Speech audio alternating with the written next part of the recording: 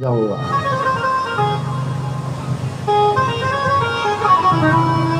अब ये वो समय था जब द्वापर युग का अंत हो रहा था और कलयुग का प्रारंभ होने वाला था।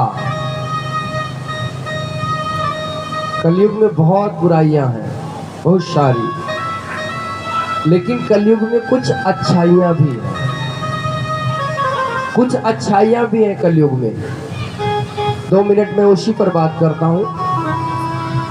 कल मैंने 4 युगों की बात करी थी, तो इसमें अब जो युग चल रहा है कलयुग, ये युग बहुत प्रैक्टिकल है। इसमें तुरंत फल मिलता है।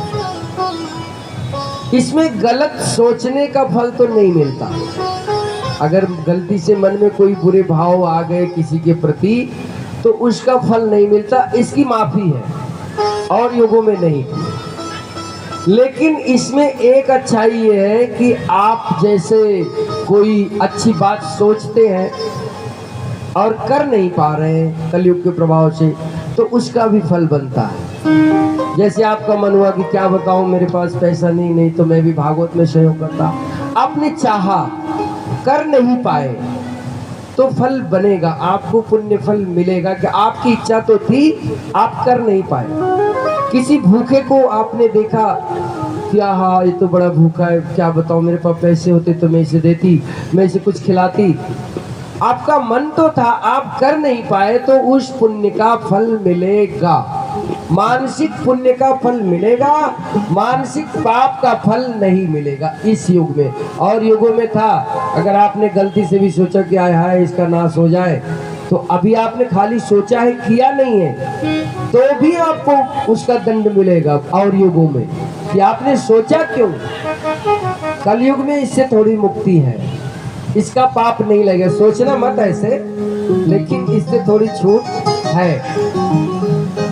तो एक तो ये कलयुग का बहुत अच्छा जो वो है।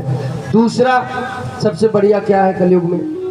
कलयुग में सबसे बढ़िया ये है कि जो परमात्मा की प्राप्ति आपको बड़े यज्ञ, बड़े तप, बड़ी तपस्या, बड़ी पूजा के उपरांत प्राप्त होता, वो सब कुछ कलयुग में सिर्फ भगवान का नाम लेने मात्र से आपको प्राप्त होगा।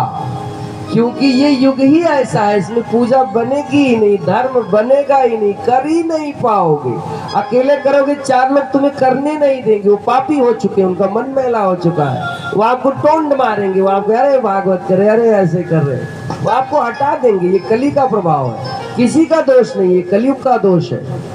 लेकिन इसमें एक मार्ग है जो सर्वोत्तम है, कोई देखेगा भी नहीं, कोई जानेगा भी नहीं, कोई सुनेगा भी नहीं, कोई घंटा घंटा करने की जरूरत नहीं। भगवान के नाम का उच्चारण चलते फिरते उठते बैठते, ये कलयुग में सबसे अच्छा है। यही एकमात्र आधार है, इसी से जीवात्माओं का कल्याण होगा कलयुग में।